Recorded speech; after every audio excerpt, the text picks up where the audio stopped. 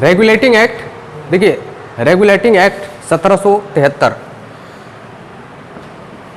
इस एक्ट को पढ़ने से पहले समझिए कि यही एक्ट जो है आज के संविधान का नींव का काम किया है, ऐसा माना जा सकता है, क्योंकि लिखित नियम के रूप में जो शासन कैसे चले इसके रूप में यहीं पर एक पहला कदम उठाया गया भारत में। तो ब्रिटिश संसद के द्वारा पहला कानून बना करके दिया गया जिसका नाम था रेगुलेटिंग एक्ट। इस एक्ट का रेगुलेटिंग ही नाम क्यों पड़ा, ये समझने वाली बात है। बताइए रेगुलेटिंग नाम क्यों पड़ा? हाँ, रेगुलेशन का मतलब क्या होता है? नियमित करना। रेगुलेशन का मतलब होता है नियमित करना।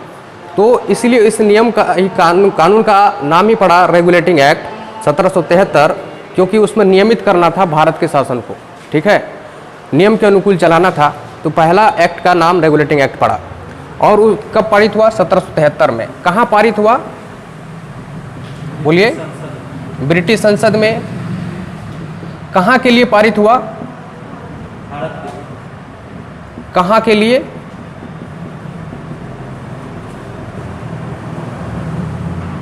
भारत के लिए।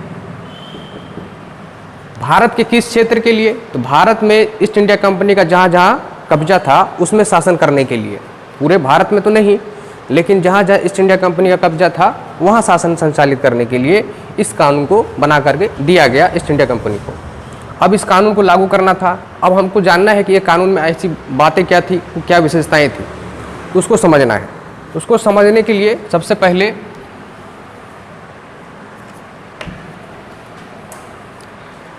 ये समझना होगा कि उस समय जो है जब इस एक्ट को पारित किया जा रहा था तो ईस्ट इंडिया कंपनी का मूल रूप से 3 प्रेसिडेंसी हुआ करते थे, जिसका नाम था, बोलिए, बम्बई,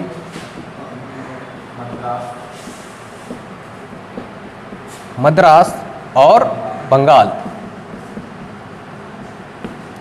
ये 3 प्रेसिडेंसी हुआ करते थे। ये तीनों प्रेसिडेंसी अपने आप में महत्वपूर्ण स्थान रखता था। तो उसमें जो है बंगाल, ये तीनों में आगे, मतलब बंगाल पर ज़्यादा फोकस कर रहा था ईस्ट इंडिया कंपनी, क्योंकि ये सोने की चिड़िया थी, यहाँ से उसको ज़्यादा लाभ मिलने वाला था, वो भविष्य को देख लिया था। तो बंगाल में ही सारा अपना जो है समझिए सारा मुख्यालय, यह इधर से जितना भी चीज़ है, जितना भी संस्थाएं थी, पुलिस हो, सेना हो, जितना भी संगठन है, उस सब का मुख्यालय लगभग बंगाल में उन लोग को जो है स्थापित करना शुरू कर दिया। तो बंगाल था 3 प्रेसिडेंसी। तो उस समय जो थे प्रत्येक प्रेसिडेंसी में एक एक गवर्नर हुआ करते थे। क्या हुआ करते थे? जैसे यहाँ अभी राज्यपाल होता है ना राज्य में, तो उस समय बंगाल के गवर्नर थे, क्या नाम बताइए? Warren Hasting. वॉरेन हेस्टिंग नाम के एक व्यक्ति थे जो बंगाल के गवर्नर थे। तो रेगुलेटिंग एक्ट में सबसे पहला बात तो यह कहा गया कि इस एक्ट के तहत बम्बई और मद्रास प्रेसिडेंसी को बंगाल प्रेसिडेंसी के अधीन ला दिया गया। ठीक है, पहला पॉइंट है बम्बई और, लिखते चलिए, मद्रास प्रेसिडेंसी को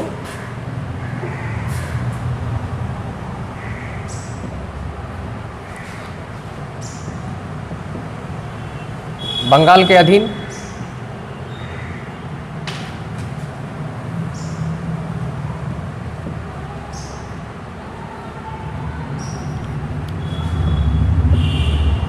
कर दिया गया। ठीक, अब जब बंगाल के अधीन कर दिया गया तो इसका मतलब ये हो गया कि अब जो बम्बई के गवर्नर हैं और मद्रास के गवर्नर हैं वो अब वॉरेन हेस्टिंग के अधीन हो गए, यही ना हुए? तो इसका मतलब इसी सेंटेंस से ये पता चलता है कि अब इसी में आगे ऐड करिएगा, अब मतलब इस अधिनियम के पारित होने के बाद बम्बई एवं मद्रास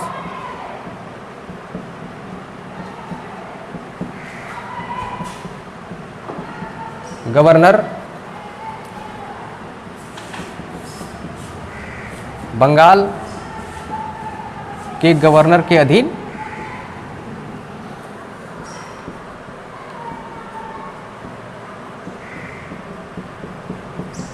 हो गए, ठीक है। अब सवाल बनता है कि उस समय बंगाल के गवर्नर कौन थे, तो यहीं पर लिख लीजिएगा, उस समय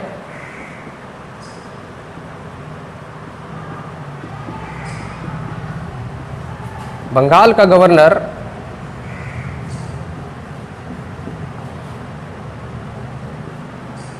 लॉर्ड वारेन हेस्टिंग।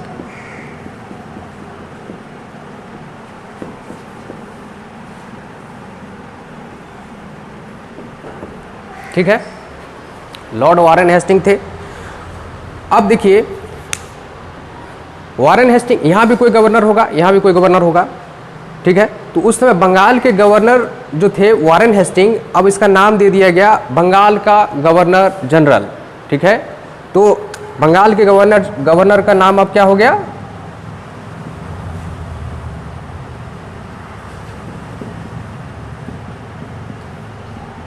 बंगाल के गवर्नर को अब, ये बहुत इंपॉर्टेंट पॉइंट है, इसको ध्यान में रखिएगा। अब बंगाल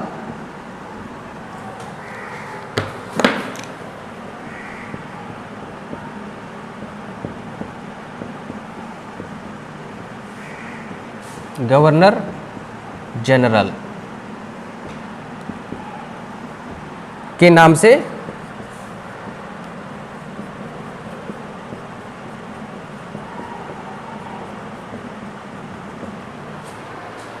ठीक है। इस अधिनियम में कहा गया कि अब बंगाल के गवर्नर को बंगाल का गवर्नर जनरल के नाम से जाना जाएगा, ठीक है।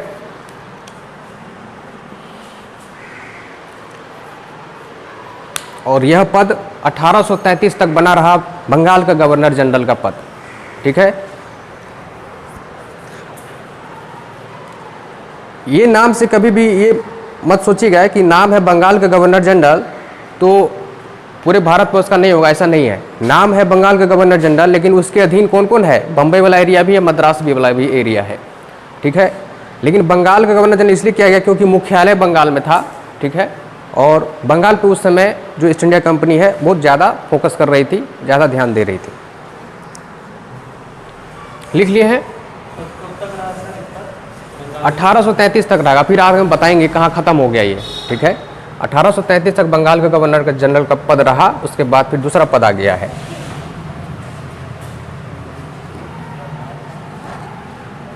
लिख लिए थे ना।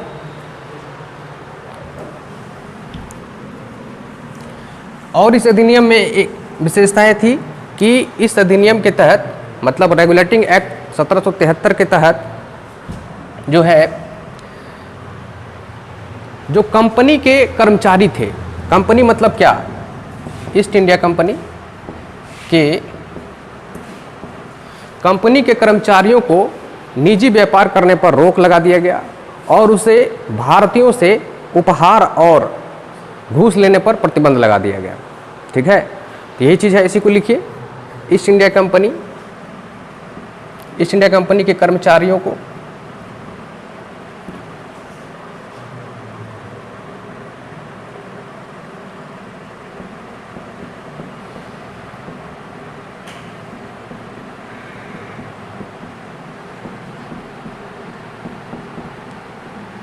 निजी व्यापार करने पर रोक,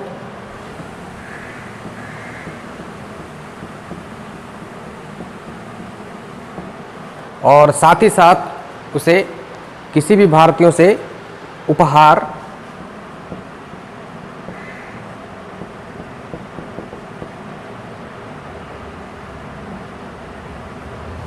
और घूस को क्या बोल सकते हैं,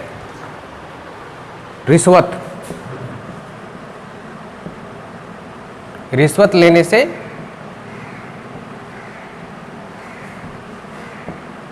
प्रतिबंध लगा दिया गया, ठीक। ईस्ट इंडिया कंपनी के कर्मचारियों को निजी व्यापार करने पर रोक और साथ ही साथ उपहार और रिश्वत लेने पर भी प्रतिबंध लगा दिया गया, उपहार और रिश्वत लेने में भी प्रतिबंध लगा दिया गया, ठीक है। और आगे क्या हुआ, आगे हुआ इसी अधिनियम के तहत जो है एक कलकत्ता में उच्चतम न्यायालय का गठन किया गया, न्यायिक व्यवस्था को सुदृढ़ करने के लिए, है ना। कलकत्ता में 1774 में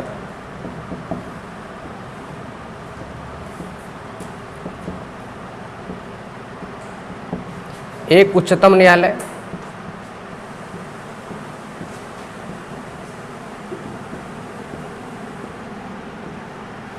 का गठन।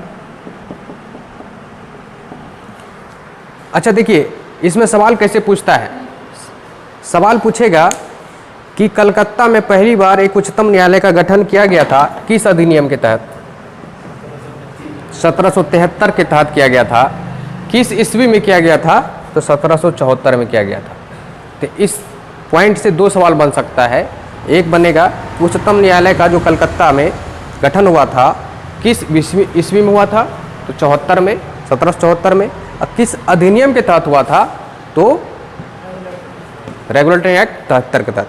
तो ये जो कलकत्ता उच्चतम न्यायालय का गठन हुआ था, इसका जो न्यायिक का दायरा था, क्षेत्र था, वो सीमित था, ज़्यादा नहीं था, व्यापक नहीं था, विस्तृत नहीं था, लेकिन फिर भी एक अच्छा कदम था। न्यायिक प्रणाली को सुदृढ़ करने की दिशा में एक अच्छा कदम था, ठीक है, शुरुआत था, ये समझ सकते हैं। इसमें जो थे 3 सदस्य जज होते थे, 3 जज, 3 न्यायाधीश। उसमें से एक जो होते थे मुख्य न्यायाधीश, जिसका जो है पहला जो मुख्य न्यायाधीश थे वो सर एलिजा इम्फे थे। पहला जो थे वो कौन थे? फर्स्ट वाला। ये क्वेश्चन कभी कभी पूछता है, पहला मुख्य न्यायाधीश मतलब इसका उच्चतम न्यायालय कलकत्ता वाला का।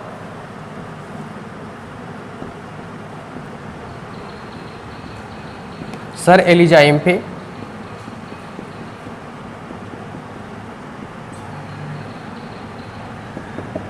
ठीक, अब बाकी 2 अन्य न्यायाधीश थे, ठीक है, ये हो गया।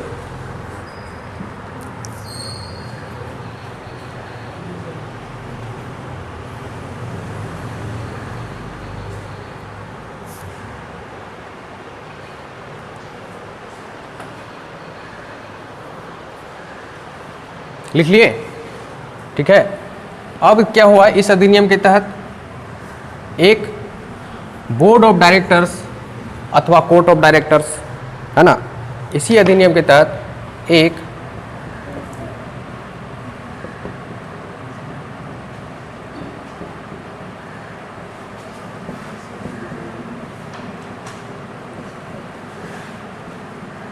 बोर्ड ऑफ डायरेक्टर्स को, है ना, निदेशक मंडल भी कहते हैं।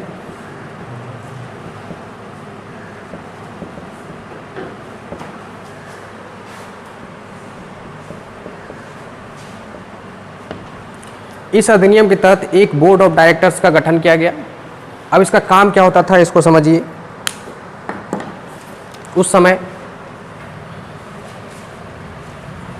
ये जो बोर्ड ऑफ डायरेक्टर्स है, इसका काम होता था कि समझिए कि यह बोर्ड स्थापित करके, गठन करके जो है उसकी जवाबदेही जो थी, यहाँ पर क्या काम हो रहा है, नहीं हो रहा है, व्यापार से संबंधित, राजस्व से संबंधित, उनकी सूचना ब्रिटिश को भी देना था, ब्रिटिश गवर्नमेंट को भी देना होता था। भले ये स्वायत्त तरीके से अपना शासन चला रहा था कंपनी, लेकिन ये सूचना देने के लिए एक जो है बोर्ड का गठन किया गया।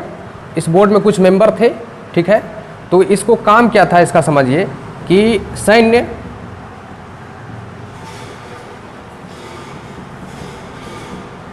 नागरिक, राजस्व और सैन्य मामलों से संबंधित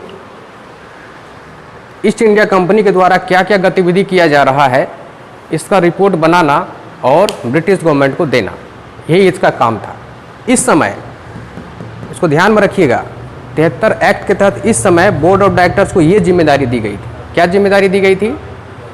क्या जिम्मेदारी दी गई थी कि नागरिक से संबंधित कोई बात है जो ईस्ट इंडिया कंपनी यहाँ लागू कर रही है, राजस्व से संबंधित कोई बात है, कोई, है ना, नियम है, कानून है, शुल्क टैक्स कितना वसूल रहा है, कैसे वसूल रहा है, नहीं वसूल रहा है ना, कितना उगाही हो रहा है करों का, ये सब सारा सूचना, और सैन्य से संबंधित क्या गतिविधि हो रही है, कहाँ पर किससे युद्ध हो रहा है, कैसे हो रहा, नहीं हो रहा, ये गतिविधि का जो है कलेक्ट करना डाटा, और उस डाटा को ब्रिटिश को देना, यही काम था इसका बोर्ड ऑफ डायरेक्टर्स का उस समय। बाद में ये काम बदल जाता है, फिर आगे एक्ट में आएंगे तो देखेंगे इसी का काम फिर दूसरा हो जाता है, दूसरा काम दे दिया जाता है इसको, और ये काम किसी और को दे दिया जाता है। ठीक है, तो ये समझिए। एक बोर्ड ऑफ डायरेक्टर्स निदेशक मंडल का गठन किया गया, जिसकी जिम्मेदारी होती थी कि वह भारत में ईस्ट इंडिया कंपनी के द्वारा किए जा रहे नागरिक, राजस्व और सैन्य से संबंधित गतिविधियों को ब्रिटिश गवर्नमेंट को सूचित करना, है ना, ये काम था इसका। ठीक है, चलिए अब अगला एक्ट में आते हैं हम लोग। अगला एक्ट क्या है बोलिए? अगला एक्ट है 1781 का एक्ट ऑफ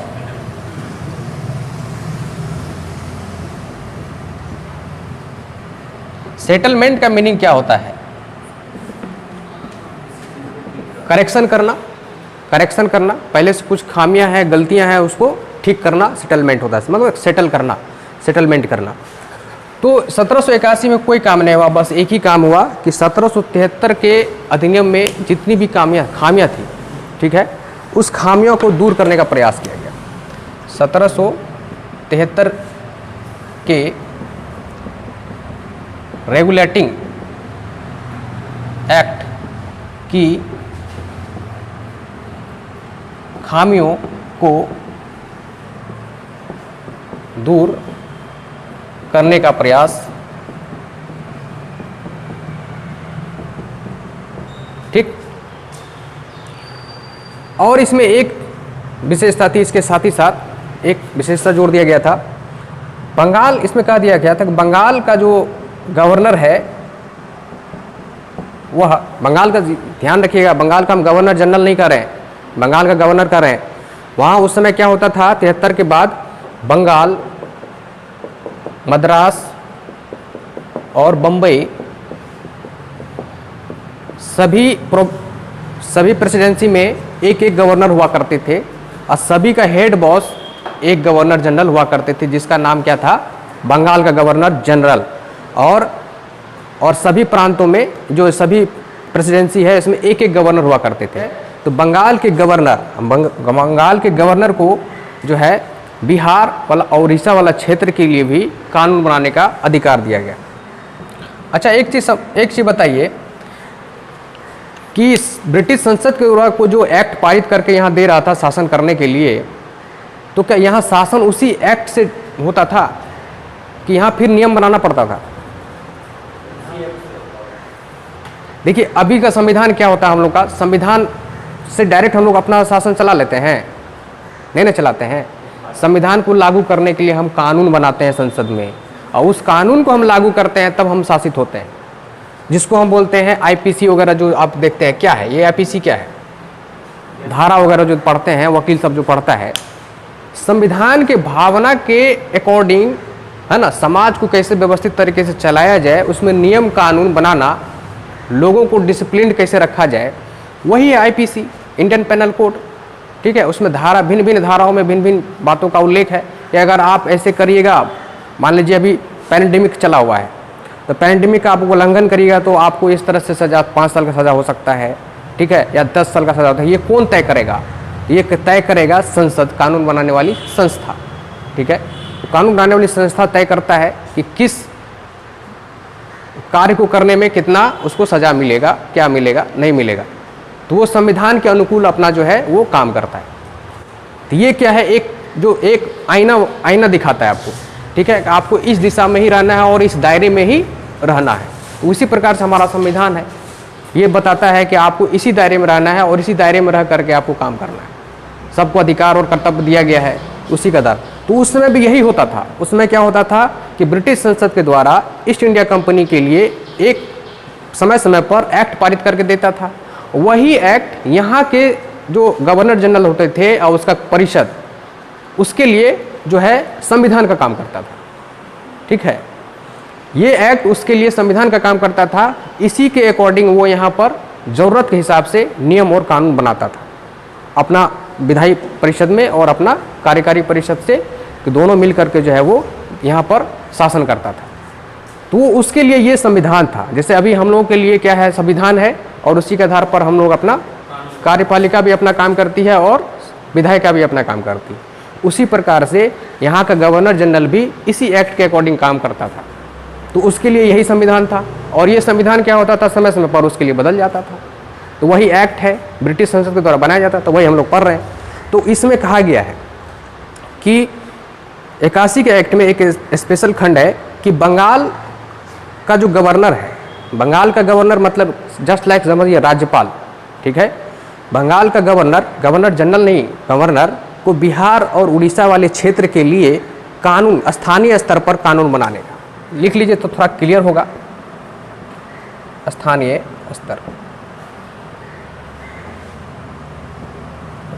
पर कानून बनाने का अधिकार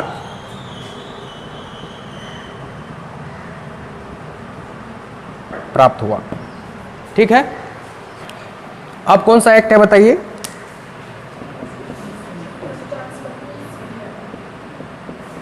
पिट्स इंडिया एक्ट 1784।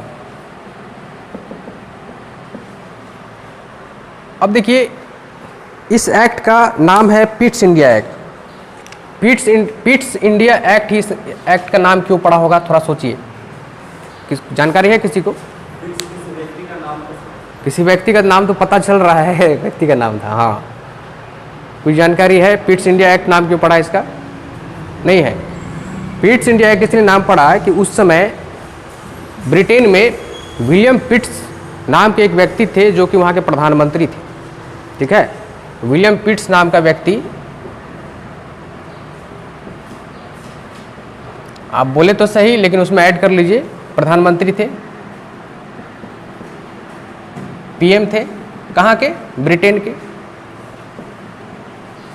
ठीक है। इसलिए इस अधिनियम का नाम पड़ गया पिट्स इंडिया एक्ट। अब इसमें क्या विशेषताएं थी, आप देखिए, थोड़ा सा पीछे का चीज को रिकॉल करिएगा। यहां पर एक बोर्ड ऑफ कंट्रोलर का, बोर्ड ऑफ कंट्रोलर है ना, इसको हिंदी में बोलते हैं नियंत्रक मंडल।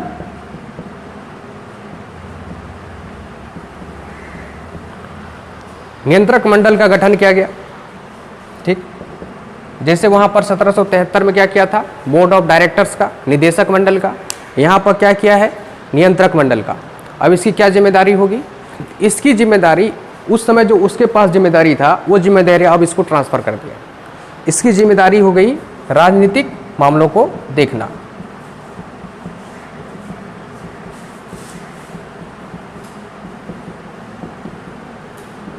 तो राजनीतिक मामलों को देखना इसकी जिम्मेदारी है, तो क्या है, राजनीतिक मामलों को तो देखेगा ही, साथ ही साथ इसमें क्या करेगा, ये जो है सैन्य, नागरिक और राजस्व संबंधी बातों को भी ये देखेगा। सैन्य, नागरिक,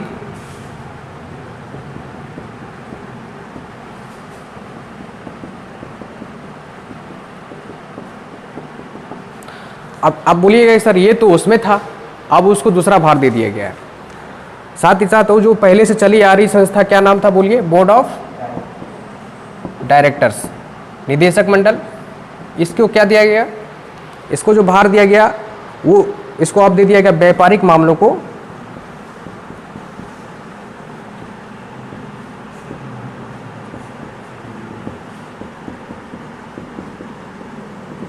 व्यापारिक मामलों को देखना। देखिए कंपनी पर नियंत्रण स्थापित करने के लिए ये जो है दोनों बोर्ड का गठन किया गया है। हाँ, ब्रिटिश संसद भले कानून बना के दे रही है लेकिन फिर भी एक साइड से नहीं होता है कि आप पर नियंत्रण रहेगा कि आप कहीं गलत दिशा में कोई काम तो नहीं करिएगा। तो उस पर जो है, तो ये दो बोर्ड जो है ये सुनिश्चित कर दिया है कि ब्रिटिश का जो है भले शासन में डायरेक्ट भागीदारी नहीं है यहाँ के शासन में ब्रिटिश का, लेकिन वो एक बोर्ड का गठन करके वो एक अप्रत्यक्ष रूप से नियंत्रण स्थापित जरूर कर लिया है, ठीक है। तो अप्रत्यक्ष रूप से नियंत्रण स्थापित कर, क्योंकि यहाँ पे जितनी भी गतिविधियाँ हो रही है उस सारी गतिविधियों को ये वहाँ पहुँचा रहा है ना। ये व्यापारिक से संबंधित, व्यापारिक मामलों से संबंधित गतिविधि को वहाँ बता रहा है। यहाँ जो व्यापारिक गतिविधि हो रही है उसकी सारी सूचना वहाँ दे रहा है। ये इसका मतलब क्या हो गया, ये वहाँ के लिए सहयोगी हो गया ना। हाँ, और ये होता क्या था कि इसको जो है यहाँ के गवर्नर जनरल और उसका परिषद लोग अगर कुछ व्यापारिक मामलों से संबंधित कोई जो कानून का उल्लंघन कर भी दिया है या कुछ गलत वे में काम कर रहा है, तो इसको ये लोग क्या करता था, मनाता था। समझिए घूस घास देना नहीं होता है, खातिर वातिर करना। अभी मान लीजिए AICTE से अप्रूवल है कोई कॉलेज, और AICTE वाला आता है तो कैसे कॉलेज वाला उसको खातिर वातिर करता है ना। विजिटिंग में कोई भी आ जाता है तो CBSE वाला कोई स्कूल में आ जाता है विजिटिंग में, तो स्कूल वाला उसके लिए पूरा रेड कारपेट लगा देता है। तो यही समझिए, यही होता था। तो बोर्ड ऑफ कंट्रोलर और बोर्ड ऑफ डायरेक्टर्स का ये काम था। तो इस प्रकार हम कह सकते हैं कि पिट्स इंडिया एक्ट 1784 के तहत भारत में दोहरी शासन की शुरुआत हो गई। इस प्रकार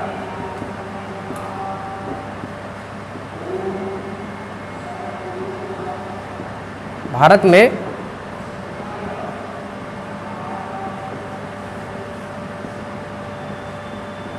दो शासन की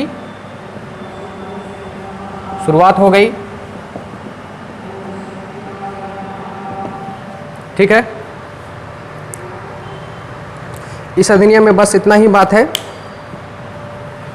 लेकिन यही दोनों है, यहीं से सवाल पूछता है। इस अधिनियम से जो सवाल पूछना होगा तो आपको यही पूछेगा कि किस अधिनियम के तहत और किस इस समय के बाद जो है भारत में जो है दोहरी शासन की नींव पड़ गई।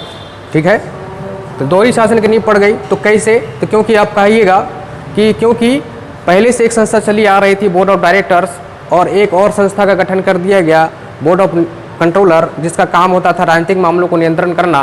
राजनीतिक से संबंधित जितना भी यहाँ पर एक्शन होते थे उस सारे चीज़ों को देखना, डाटा कलेक्ट करना और वहाँ पर सूचित करना। तो ये क्या हो गया, एक प्रकार का नियंत्रण हो गया ना। तो ये नियंत्रण करना और व्यापारिक मामलों को नियंत्रण करना, तो दो स्तर से नियंत्रण हो रहा है। तो इसीलिए कहा गया कि ये दोहरी शासन प्रणाली की शुरुआत हो गई, नींव पड़ गई। ठीक है,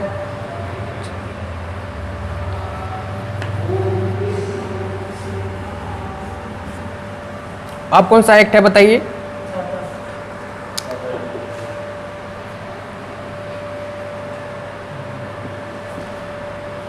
अब चार्टर एक्ट शुरू हो जाता है। एक्ट को हिंदी में क्या बोलते हैं, अधिनियम कहते हैं। Charter act 1793। अच्छा याद रखिएगा, उस समय उसमें ये लिख लीजिएगा 1784 में जो पिट्स इंडिया एक्ट जो है पारित हुआ ब्रिटिश संसद में, उस समय भारत में बंगाल के गवर्नर जनरल कौन थे,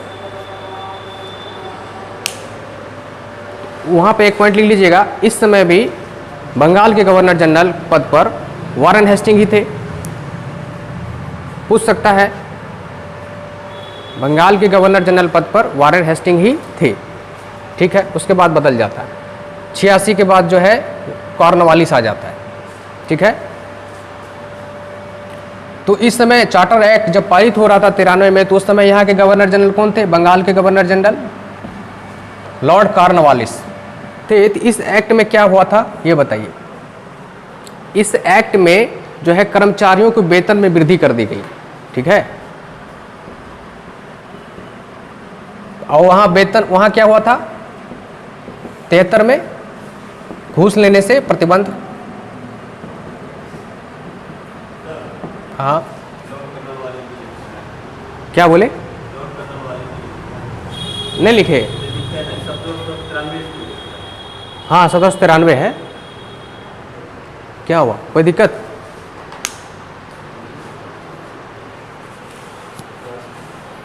इस समय जो थे चार्टर एक्ट 1793 जब पारित हुआ था, तो उस समय बंगाल के गवर्नर जनरल के पद पर कौन थे, लॉर्ड कॉर्नवालिस थे।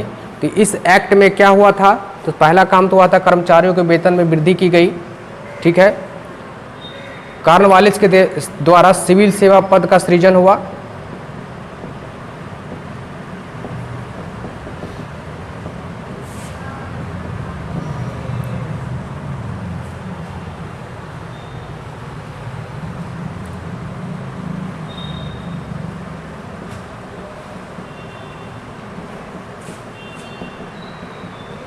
पुलिस चौकी, चलंत न्यायालय का गठन,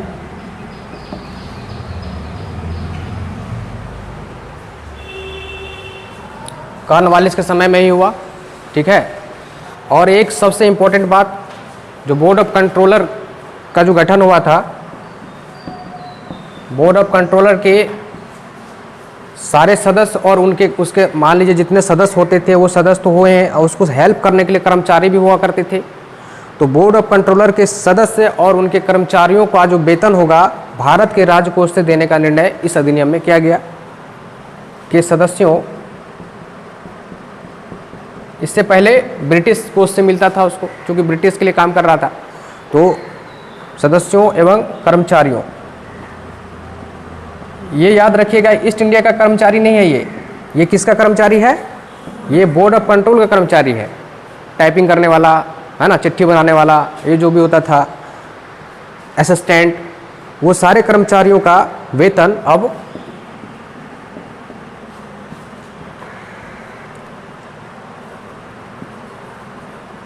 भारत के राजकोष से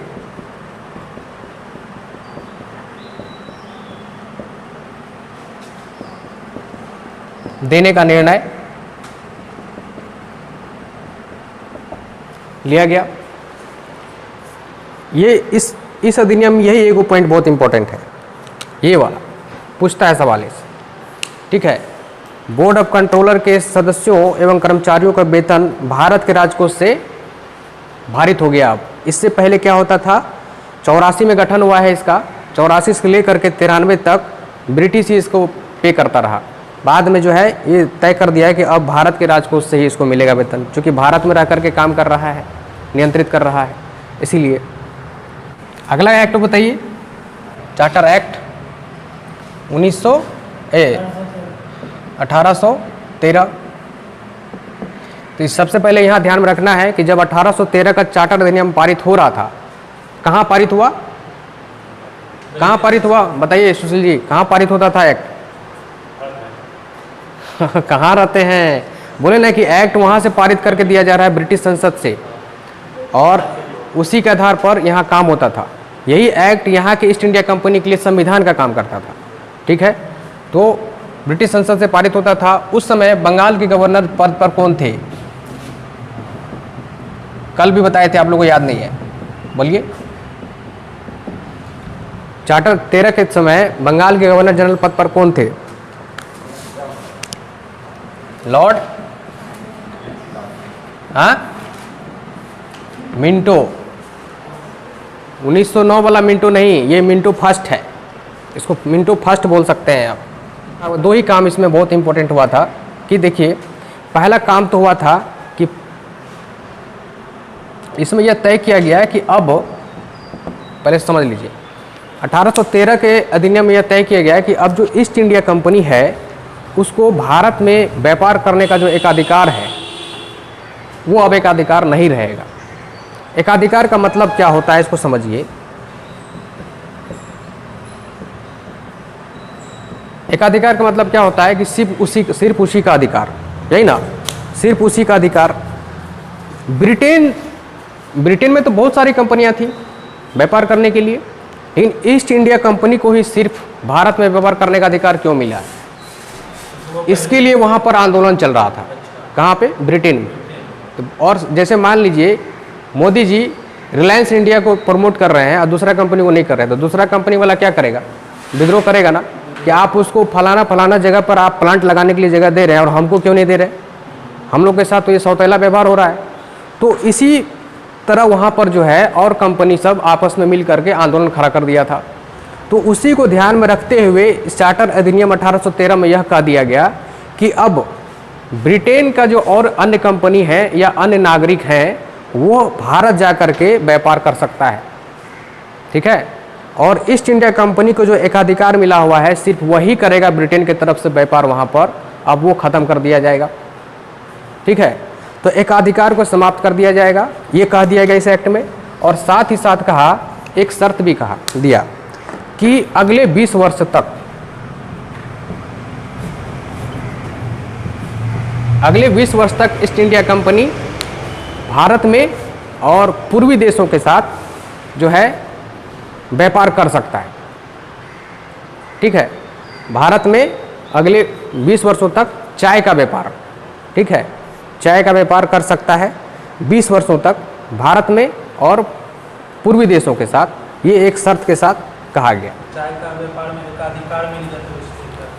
आगे 20 वर्ष देखते हैं कब पूरता है। 1813 है तो 20 वर्ष 33 में होगा, देखते हैं 33 में समाप्त होता है कि नहीं, हो भी जाता है। चाय का कंपनी, चाय का तो ईस्ट इंडिया कंपनी के पास में एकाधिकार होगा। हाँ, ईस्ट इंडिया कंपनी। मेंशन किया ना। हाँ, तो ये चाय के क्षेत्र में इसको एकाधिकार था, बाकी अन्य क्षेत्र में व्यापार करने का, जैसे सूती वाला जो है सूती वस्त्र उद्योग, इस सब में अब हाँ नील कपास जो भी है जितना भी उद्योग था उसमें अब जो कंपनी के अलावे जो अन्य कंपनी है वो पार्टिसिपेट करने लगे, भारत आने लगे, अपना व्यापार का क्षेत्र जो है बढ़ाने लगा। तो आखिर बढ़ाने के लिए उसको अधिकार मिलेगा तब तो आएगा। तो ये अधिनियम अधिकार दिया वहाँ के लोगों को, ब्रिटेन के लोगों को और ब्रिटेन के अन्य कंपनियों को कि आप भी जा करके भारत को लूटिए। एक तो लूट ही रहा है और आप भी लूटिए। तो ठीक है, तो ये हो गया एकाधिकार। कहा गया इस अधिनियम में कि अब ईस्ट इंडिया कंपनी को व्यापार करने का जो एकाधिकार है वो समाप्त कर दिया जाएगा इस अधिनियम में, और साथ ही साथ शर्त के अनुसार अगले 20 वर्षों तक के लिए उसे भारत में चाय और पूर्वी देशों के साथ व्यापार करने की आज़ादी रही, स्वतंत्रता दी गई, मतलब उसमें एकाधिकार बना रहा। अच्छा, ठीक है। उसके बाद इस अधिनियम में जो है मिशनरियों को भारत में धर्म प्रचार प्रसार के लिए एक जो है दरवाज़ा खोल दिया गया, समझिए, है ना। तो उन लोगों को परमिशन दे दिया गया। किसको? मिशनरी प्रचारक को।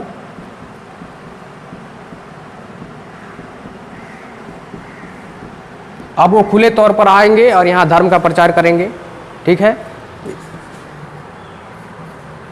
और इस अधिनियम में हुआ था पहली बार शिक्षा पर जो है शिक्षा पर ध्यान दिया गया और 1 लाख रुपया भारत के शिक्षा पर बजट में प्रावधान किया गया। ईस्ट इंडिया कंपनी के अधीन जितना भी भारत का क्षेत्र था उसमें शिक्षा को लेकर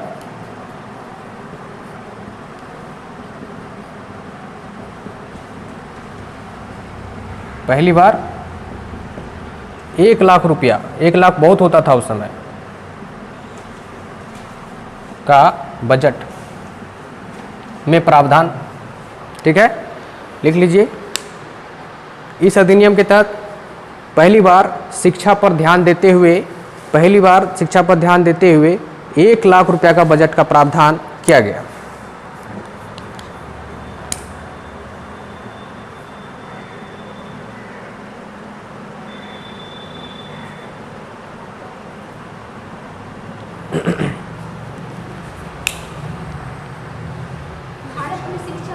हाँ, ईस्ट इंडिया कंपनी का जो हाँ, अब व्यापार कर रहे हैं तो उसको कर्मचारी भी चाहिए, और कर्मचारी पढ़ा लिखा नहीं होगा तो सब अंग्रेज तो कितना जनसंख्या था वहाँ, नहीं ना था, यहीं के लोगों से काम लेगा वो, तो उसको अपने अकॉर्डिंग पढ़ाना भी तो है, थोड़ा बहुत शिक्षा भी देना है ताकि हम काम ले सकें, ठीक है। थोड़ा काम नहीं सीखिएगा तो फिर काम कैसे करिएगा। तो हर काम वो लोग सोची समझी साजिश के तहत करता था, ऐसा नहीं है कि वो उसके मन में था कि आपको विद्वान बना दें, ठीक है। हाँ हाँ, आपको जो है आपका वो यूज कर सके, इसीलिए आपको शिक्षित कर रहा है और उसी लिमिट में कर रहा है, ठीक है। हाँ, मिशनरी प्रचारकों के द्वारा ईसाई धर्म का प्रचार प्रसार, हाँ, प्रचार प्रसार के लिए मिशनरी प्रचारकों को मतलब के लिए दरवाज़ा खोल दिया गया भारत का, उसको परमिशन मिल गई। अब वो खुलेआम जो है ईसाई धर्म का प्रचार करने लगा, भारत में आगमन होने लगा उन लोगों का यहाँ। तो यहीं से शुरुआत हो जाता है ईसाई धर्म का प्रचार करना। उसमें ब्रिटिश शासन का उसको सपोर्ट मिल रहा था कि आप जाइए धर्म प्रचार करिए, लोगों को कन्विंस करिए और ईसाइयत में उसको लाइए, ईसाई धर्म में मिलाइए, ठीक है। और कोई दिक्कत है? नहीं समझ में आया? नहीं समझ में आया? हाँ, इसको समझिए। ईस्ट इंडिया कंपनी को अधिकार पत्र मिला था कब? 1600 ईस्वी में व्यापार करने का, वही जारी रहा बाद में भी, ठीक है, बाद में भी वो जारी रहा। और वो ब्रिटेन की तरफ से सिर्फ ईस्ट इंडिया कंपनी ही यहाँ व्यापार कर सकते थे, तो उसको क्या हम कह सकते हैं? एकाधिकार था उसको, है ना, ये नहीं कहेंगे, एकाधिकार था। उसी एकाधिकार को तोड़ा गया इस अधिनियम के तहत, उसी एकाधिकार को तोड़ा गया। कहा गया कि कि अब ईस्ट इंडिया कंपनी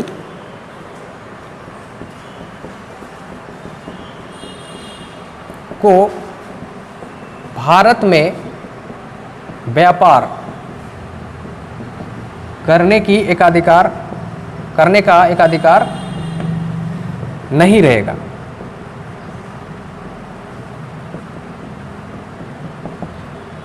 नहीं रहेगा तो क्या रहेगा? व्यापार करने का एकाधिकार मतलब सिर्फ वही व्यापार करे ऐसा नहीं होगा अब।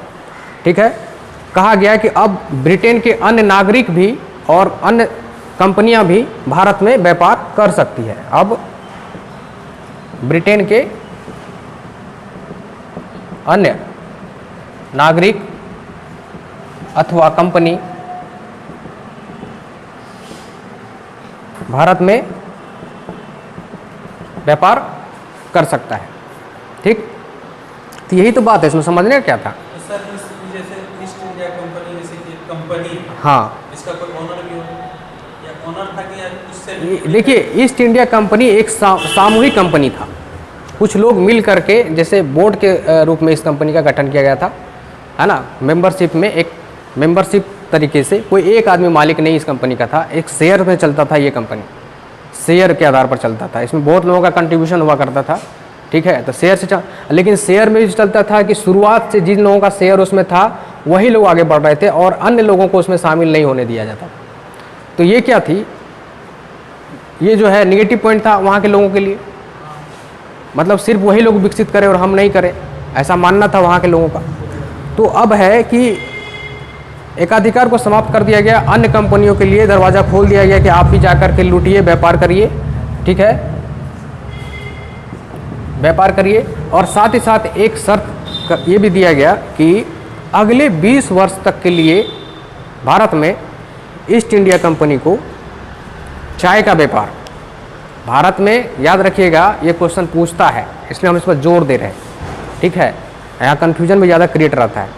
एकाधिकार समाप्त तो कर दिया गया लेकिन एक चीज़ पर एकाधिकार बना रहा, ऐसे आप कह सकते हैं इस बात को। एकाधिकार समाप्त तो कर दिया गया लेकिन एक चीज़ पर एकाधिकार बना रहा, वो है भारत में चाय का व्यापार।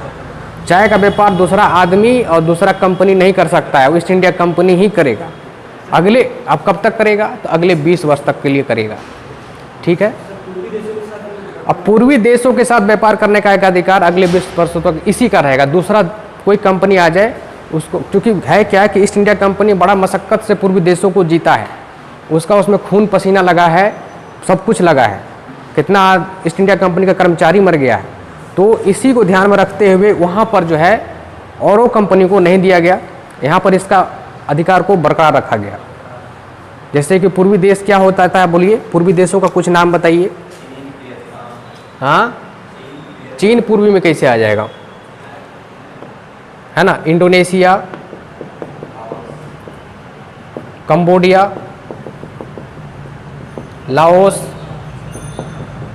ठीक है, म्यांमार, सिंगापुर,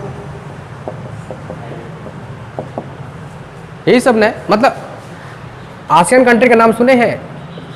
आसियान कितना कंट्री मेंबर है आसियान में? 10। उस सारे कंट्री का नाम ले लीजिएगा। तो वहाँ पर जो है कब्जा था ईस्ट इंडिया कंपनी का, तो वहाँ पर वो व्यापार करने का उसका एकाधिकार बना रहा अगले 20 वर्ष तक के लिए। तो वहाँ पर टेल में जोड़ लीजिएगा कि भारत में चाय पर व्यापार और पूर्वी देशों के साथ व्यापार करने का एकाधिकार कायम रहा। ठीक है, अगले 20 वर्ष तक के लिए कायम रहा अपने तरीक़ा से शॉर्ट में। और पूर्वी देश में जो है आसियान कंट्री का नाम ध्यान में रख लीजिए, ये पूर्वी देश हो गया।